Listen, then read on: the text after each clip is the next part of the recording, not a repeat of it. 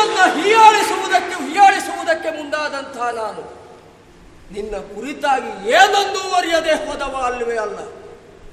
ನೀನೇ ಅಲ್ವೇ ದಶರಥಾಂದ್ರಪತಿಯ ಸೂನು, ಸಾಮ್ರಾಜ್ಯಕ್ಕೆ ಸಲ್ಲದ ಕಾಡಿನ ದಾರಿಯನ್ನ ಹಿಡಿದವ. ಕಾಡಿನ ದಾರಿಯನ್ನ ಹಿಡಿದರು ರಾಮ ವಿಗ್ರಹವಾನ್ ಧರ್ಮ, ಈ ಬಿರುದಿಗೆ ಪಾತ್ರನಾದವ. ಅದೇ ಹೌದು ಅಂತಾದ್ರಿ ಇದು ನಿನ್ನದು ಧರ್ಮವಾಗ್ತದ? ಅಲ್ಲವೇ ಅಲ್ಲ. ಕೆಲವೊಮ್ಮೆ ಸಹವಾಸ ದೋಷದಿಂದಲಾಗಿ ಕೆಟ್ಟು ಹೋಗ್ತಾರಂತೆ. ಕತ್ತಿಯ ಸಹವಾಸವನ್ನ ಮಾಡಿ ಸನ್ಯಾಸಿಯೊಬ್ಬ ಕೆಟ್ಟ ಹಾಗೆ, ಅವನು ಕಿರಾತನಾದ ಹಾಗೆ. ಕಾಡಿನ ದಾರಿಯನ್ನು ಹಿಡಿದು ಕಾಡಿನವರ ಸಹವಾಸವನ್ನ ಮಾಡಿ ನೀನು ನಿನ್ನ ಧರ್ಮವನ್ನ ಮರೆತೆಯೋ ಹೇಗೆ? ಅಲ್ಲದೆ ಹೋದ್ರೆ ನೀನೊಬ್ಬ ಚಕ್ರವರ್ತಿಯ ಪೀಠವನ್ನು ಏರುವುದಕ್ಕೆ ಮುಂದಾಗಬೇಕಾಗಿತ್ತು. ಹಣೆಬರಗೆಟ್ಟವನೇ ಅಧಿಕಾರವನ್ನು ಅನುಭವಿಸುವುದಕ್ಕಾಗದೆ ಕಾಡಿನ ದಾರಿಯನ್ನು ಹಿಡಿದೆ. ಒಬ್ಬರೇ ಹಿಡಿದೇನೋ, ಕೈ ಹಿಡಿದ ಹೆಂಡತಿಯನ್ನ, ಒಡ ಹುಟ್ಟಿದ ತಮ್ಮನನ್ನ ಜೊತೆಯಾಗಿಸಿಕೊಂಡು ಹಿಡಿದೆ. ಆಯುಷ್ಯ ಮುಗಿದವನೊಬ್ಬ ನದಿ ದಾಟುವುದಕ್ಕೆ ಮುಂದಾದ್ರೆ ಅವನ ಒಟ್ಟಿಗೆ ಕುಳಿತವರು ಆಯುಷ್ಯ ಇದ್ದವರು ಸಾಯ್ತಾರೆ ಅಂತೊಂದು ಮಾತುಂಟು. ಗ್ರಹಚಾರ ಗೆಟ್ಟ ನಿನ್ನೊಟ್ಟಿಗೆ ಬಂದ ಕಾರಣಕ್ಕಾಗಿ ನಿನ್ನ ಹೆಂಡತಿ ಅಪಹೃತಳಾಗಿ ಹೋದಳು. ಅವಳು ಕಷ್ಟವನ್ನು ಅನುಭವಿಸುವ ಹಾಗಾಯಿತು. ಇಷ್ಟಾಗಿ ನಿನ್ನ ಹೆಂಡತಿಯನ್ನ ಹುಡುಕುವುದನ್ನ ಬಿಟ್ಟು ವಾಲಿಯನ್ನ ನಿಗ್ರಹಿಸ್ತೇನೆ, ನಿನಗೆ ಹೆಂಡತಿಯನ್ನ ಒದಗಿಸಿಕೊಡ್ತೇನೆ ಎನ್ನುವ ದೊಡ್ಡ ದೊಡ್ಡ ಮಾತುಗಳನ್ನಾಡಿ ಭಂಡಕಾರಿಗಳನ್ನು ಮಾಡುವುದಕ್ಕೆ ಮುಂದಾದೆ. ಶಿಖಂಡಿ ವಿದ್ಯೆಯನ್ನು ತೋರಿಸುವುದಕ್ಕೆ ಮುಂದಾದೆ.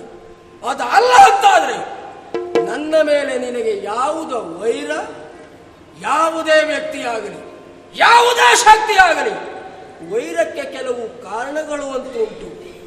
ಮತ್ತೊಬ್ಬರನ್ನ ಕೊಲ್ಲುವುದಕ್ಕೆ ಅಧಿಕಾರ ಎನ್ನುವುದು ಬೇಕು. ನನ್ನ ನಿನ್ನ ನಡುವಿನ ವೈರ ಎಲ್ಲಿಯಾದರೂ ಉಂಟಾ? ನೀನು ನನಗೆ ಸಂಬಂಧಿಕರ, ನಾನು ನಿನಗೆ ಸಂಬಂಧಿಕರ. ಅಲ್ಲದೆ ಹೋದರೆ ಅದು ಅಲ್ಲ ಅಂತಾದ್ರೆ ನಮ್ಮ ಅಣ್ಣ ತಮ್ಮಂದಿರ ನಡುವಿನ ಸಂಬಂಧದ ವಿಷಯ ವ್ಯಾಜ್ಯ ನಿನಗೆ ಯಾಕೆ ಬೇಕಾಗಿತ್ತು? ಅಲ್ಲ, ಅಯೋಧ್ಯೆ ಯಾವುದಾದ್ರೂ ಹೆಣ್ಣನ್ನ, ಮಣ್ಣನ್ನ, ಹೊನ್ನನ್ನ ಈ ಹಿಂದೆ ನಾನು ಬಯಸಿದ್ದುಂಟ? ಅದಿಲ್ಲ ಅಂತಾದ್ರೆ ಯಾವ ವಿಷಯದ ಮೇಲೆ ನನ್ನನ್ನು ಬಡಿಯುವುದಕ್ಕೆ ಮುಂದಾದೆ? ಅಲ್ಲ, ಇದೆಲ್ಲವನ್ನ ಮೀರಿ ವಾಲಿಯನ್ನ ನಿಗ್ರಹಿಸುವಂತ ಅಧಿಕಾರ ನನಗುಂಟು ಅಂತ ಹೇಳುವುದಕ್ಕೆ ಮುಂದಾಗ್ತಿ ಅಂತಾದ್ರೆ ಅಂಥದ್ದೊಂದು ಯಾವ ಅಧಿಕಾರ ನಿನ್ನ ಪಾಲಿಗುಂಟು? ಅಲ್ಲ, ವಾಲಿ ಎನ್ನುವ ಎಷ್ಟೇ ದೊಡ್ಡವನಾದರೂ ಕೂಡ ಒಂದು ಪ್ರಾಣಿ, ಒಂದು ವಾನರ ಎನ್ನುವುದಾಗಿ ಭಾವಿಸಿ ಬಾಣವನ್ನ ಬಿಟ್ಟಿಯ? ಅದೇ ಹೌದು ಅಂತಾದ್ರೆ ಈ ಪ್ರಪಂಚದಲ್ಲಿ ಮೃಗ ಬೇಟೆಗೆ ಬೇಕಾಗಿ ಹುಲಿಯನ್ನು ಹೊಡೆಯುವುದುಂಟು, ಜಿಂಕೆಯನ್ನು ಹೊಡೆಯುವುದುಂಟು, ಎಲ್ಲಾದರೂ ಮಂಗನನ್ನು ಹೊಡೆಯುವುದುಂಟೇನೋ? ಜಿಂಕೆಯ ಮಾಂಸವನ್ನು ಕೊಂದು ಬೇಯಿಸಿ ತಿನ್ನುವುದುಂಟು. ಈ ಮಂಗನನ್ನು ಹೊಡೆದ್ರೆ ಈ ಮಂಗನ ಮಾಂಸ ನಿನಗೆ ತಿನ್ನುವುದಕ್ಕೆ ಬರ್ತದೇನಾ? ಅದು ಯಾವುದೂ ಇಲ್ಲ ಅಂತಾದ್ರೆ ಯಾಕೆ ಈ ರೀತಿಯ ಕೃತ್ಯವನ್ನ ಮಾಡುವುದಕ್ಕೆ ಮುಂದಾದೆ?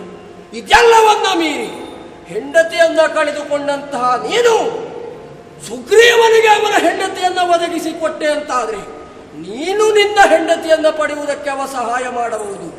ಇಂಥದ್ದೊಂದು ಯೋಚನೆಯಿಂದ ನೀನು ಮುಂದುವರಿದೆ ಅಂತಾದ್ರೆ ಆ ಸುಗ್ರೀವ, ಆ ಮಂಗ ಸುಗ್ರೀವನ ಸಹಾಯವನ್ನ ಬಯಸಿಯೇ ನೀನಿಷ್ಟು ಮಾಡಿದ್ದು ಅಂತಾದ್ರೆ ಇವನು ನಿನಗೆ ಸಹಾಯಿ. ರಾವಣ ಎನ್ನುವಂತ ವಿಶಾಲವಾದಂತಹ ಸಾಗರವನ್ನ ದಾಟುವುದಕ್ಕೆ ಸುಗ್ರೀವ ಎನ್ನುವಂತ ಸಾಮಾನ್ಯ ಹರಿಗೋಲಿನಿಂದ ಆಗ್ತದೆ ಅಂತ ಭಾವಿಸಿದ್ಯಾ? ಖಂಡಿತವಾಗಿ ಅದು ಸಾಧ್ಯವಾಗುವುದಿಲ್ಲ. ಅಂಥದ್ದೊಂದು ಸಾಗರವನ್ನು ದಾಟಬೇಕು ಅಂತಾದ್ರೆ ವಾಲಿ ಎನ್ನುವಂತ ವಿಶಾಲವಾದಂತಹ ನೌಕೆಯೇ ಬೇಕು. ಒಂದು ವೇಳೆ ಆ ಸುಗ್ರೀವನನ್ನು ನೆಚ್ಚುವುದರ ಬದಲಾಗಿ ನನ್ನಲ್ಲಿಯವರೆಗಾಗಿ ಬಂದಿದ್ದೆ ಅಂತಾದ್ರೆ, ನನಗೆ ಹೀಗಾಗಿದೆ ಅಂತ ಹೇಳಿದ್ದೆ ಅಂತಾದ್ರೆ, ರಾಮ ನಾನೇ ಹೋಗಬೇಕು ಅಂತ ಇರ್ಲಿಲ್ವೋ? ನನ್ನ ಬಾಲ ಸಾಕಿತ್ತು.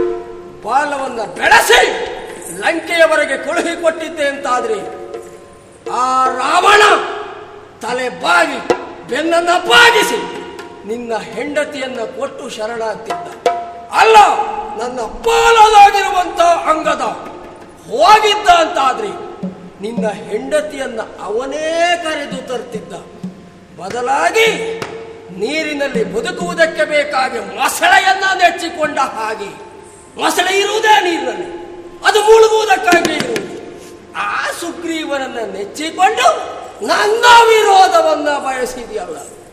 ರಾಮ ಎನ್ನುವ ಹೆಸರು ದೊಡ್ಡದ್ದು, ಹುಟ್ಟಿದ ವಂಶ ದೊಡ್ಡದ್ದು, ಅದರ ಮಾಡಿದ ಕಾರ್ಯ ಮಾತ್ರ ಬಹಳ ಸಣ್ಣದ್ದು ಸಣ್ಣದ್ದು ಸಣ್ಣದ್ದು. ಹಾಗಾಗಿ ಬದುಕಲೇಬೇಕು. ವಾಲಿಗಿಲ್ಲ ಅದು. ಆದ್ರೆ ಬದುಕಿದಷ್ಟು ಕಾಲ ಗಂಟಾಗಿ ಬದುಕಬೇಕು. ಅದು ವಾಲಿಗಿದ್ದದ್ದು. ಇಲ್ಲಿಯವರೆಗೆ ಹಾಗೆ ಬದುಕಿದ್ದೇನೆ, ಕೊನೆಯ ಉಸಿರಿರುವಲ್ಲಿಯವರೆಗೆ ಹಾಗೆಯೇ ಇರ್ತೇನೆ.